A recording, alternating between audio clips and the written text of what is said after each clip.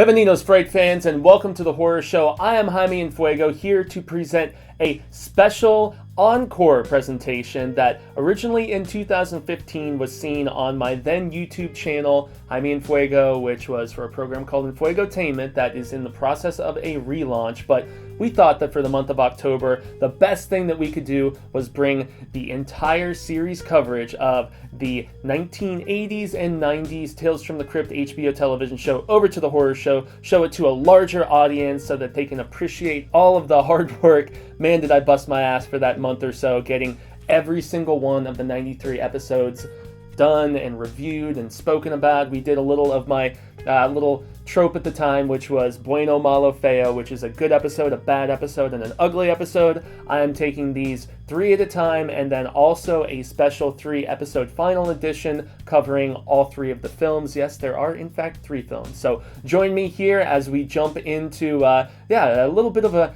horrific relic that I am very proud to show all of you guys. So until next time, stay scared.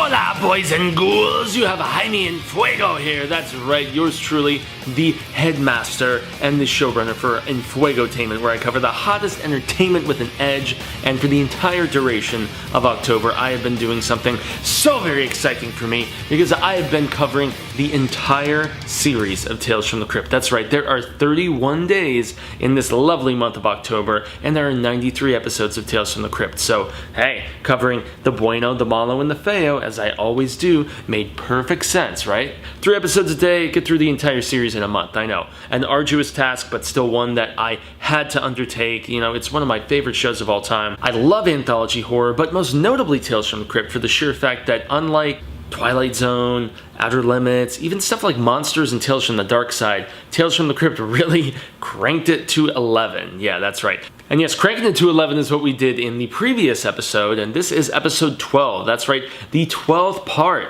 of this coverage. Man, I can't believe I'm almost halfway there. We are so close to being done with season 3, and yeah, season 4 is going to get even better. I am positive of it. So let's jump right into the Bueno, the Malo, and the Feo. Yeah, let's get into that first episode that we're going to be discussing. And the Bueno episode is called Mournin Mess, and actually not mourning, we're talking about like mourning and death. And yeah, the funny thing is, this is the first of 2 of the 3 episodes in this particular installment that are about reporters. Yeah, kind of funny. News guys, journalists, which I technically am, so kind of hits close to home since I've been doing that since back in high school, writing for the school paper before going to ASU and all that other business, and then eventually joining the horror show and heavy metal television and, you know, all the publications I wrote for before this. But yeah, this is just an extension of my journalistic coverage. So seeing Steven Weber, who has done so many different bit roles, I'm telling you, most notably for me, I mean, he was on Wings on NBC. That was one of those sitcoms everybody remembers him for, but I usually think of Stephen King's adaptation that Mick Garris did of Desperation. Yeah, he was one of the main protagonist guys. He was like the assistant to the crazy writer in that. He was doing that motorcycle tour across the country, and you know, he was kind of following behind and helping them. But good actor. He's one of those faces that you might not remember as far as what roles he's done, but he's a face you recognize right away.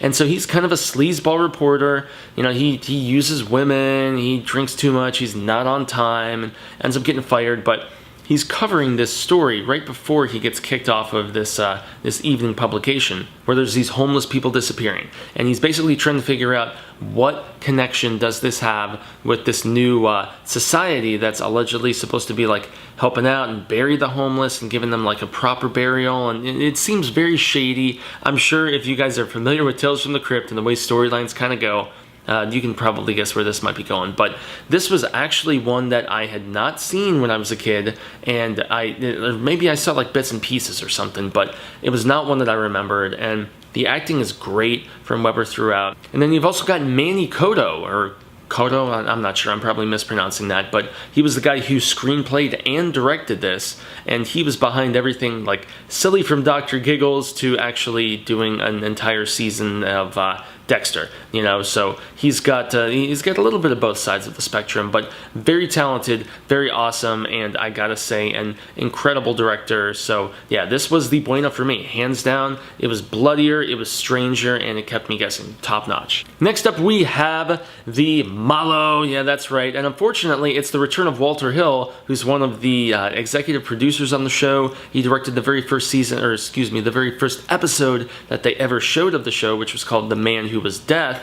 And yeah, it's got similar tropes of breaking the fourth wall, the guy addressing the audience, and this time addressing the audience is Richard Jordan, who you guys have probably seen on Logan's Run. He was in The Hunt for Red October. He was in Gettysburg. This one is just too silly though. You know, it's about, once again, a reporter, and he's down on his luck as well, drinking too much. Are we seeing a pattern here? Yeah, but this guy he's a lot older than Steven Weber's character was in the previous story. This one is called Deadline, and this guy is like past his deadline, you know? He actually doesn't even have work anymore. He's not like on the verge of losing work like Weber was. He has lost work and he's desperately trying to find it again. He meets a girl at a bar. He thinks he's hitting it off with her. Things are not what they seem, and he's just desperately searching for a story, desperately trying to see work, but he's much more over the hump than Weber's character was. And so this one, yeah, Walter Hill, once again, I know you did great stuff with 48 Hours and Last Man Standing and Warriors, and you know, the list goes on. I'm sure somebody liked Raw Deal. I sure as shit didn't, you know, that Arnold Schwarzenegger film. But yeah, this one was just very disappointing, man. It could have been good. It was not. It was just very boring and lackluster and kind of by the books, and I think even worse than The Man Who Was Death. Yeah, just personal opinion though. So lastly, we go into a Feo. That's right, after seeing the MALO in this previous one, we have to go into the Feo now. And this one is called Split Second, yeah, and it is actually from Shock Suspense Stories, yeah, just like the previous episode was. The very first one though was actually from the Tales from the Crypt tomb, so from the official storyline. We got Brian James as this lumberjack like foreman. He was on tons of stuff. He was in Blade Runner. I mean, the list goes on. He was a big beast of a guy, 6'3", and you can really even see that on screen, so no surprise that he's like, you know, the head honcho in this lumberjack brigade. And so he brings on this total hooer of a wife. Yeah, she's this short-haired, just foxy hottie, oh my goodness, and she's just a little waitress at this place where all the lumberjacks know her and all the lumberjacks know her, if you know what I mean. So this guy kind of makes the mistake of marrying her, and then he's jealous throughout. Big hotshot guy comes and, you know, starts chopping down trees so magnificently, and you start to realize even how much more of a sleut his wife is. And so yeah, it's Feo for the sheer fact that it's one that I remember as being good as a kid, but it's especially ugly because it shows how just, God, shady and scandalous a woman can be throughout. And scandalous women get away with stuff, sometimes they don't. I'm not going to divulge to you what transpires in this one, but this lumberjack, this younger guy shows up, and yeah, some stuff starts to transpire, and there's a jealous husband who's like beating the crap out of all of his lumberjacks who are even batting an eye at her. So yeah, I guess you can guess where this might be going, but the twist is very good. It's quite effective, I must say. And the real person you have to mention in this one is Richard Christian Matheson, because he has done work for all kinds of anthology horror. He did Steven Spielberg's Amazing Stories, which was kind of more along the lines of like Outer Limits meets Twilight Zone, not quite as scary, but this guy also did Nightmares and Dreamscapes by Stephen King, and then also Masters of Horror, which was a Mick Garris thing, another protege of Stephen King. So yeah, the ending to this one is good. It's ugly for the sheer fact that, yeah, like I said, it shows how ugly women can be sometimes, and there's some great ugly gore. So yeah, this is one that I had seen as a kid. It's aged very well, so we're just going to end it at that here, part 12 here for my Tales from the Crypt coverage. I have so much more awesomeness coming at ya. I have been Jaime En Fuego. This has been ENFUEGOTAINMENT. Be sure to check out the HorrorShowChannel.com, which is where I cover all things spooktacular when I am not here on ENFUEGOTAINMENT. And I have so much more fun from this amazing series that John Kassir did such great voice work of the Crypt Keeper for, and HBO produced such a tremendous and memorable show. So once again, I've been Jaime En Fuego. This has been ENFUEGOTAINMENT, and I look forward to bringing you more coverage in the coming days. And until then, adios, sin amigos!